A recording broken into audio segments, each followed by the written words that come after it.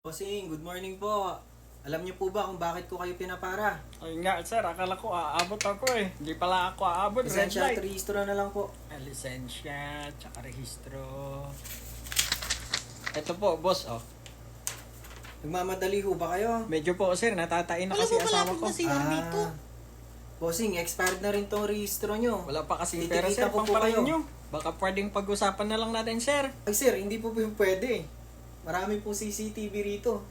Ako po malilintikan. Oo, sir. Pasensya na kayo. Ngayon ko lang kasi kayo nakita dito. Oo, bago ako rito. Dito ako naka-assign. Isang buwan ako rito. Kaya pala, malayo pa lang. Sabi ko, sino ba yung enforcer na yun? Ang gwapo. Di ba, love? Sinabi ko sa'yo kanina. Oo, love. Napansin ko nga. Saka parang may gumukha siyang artista.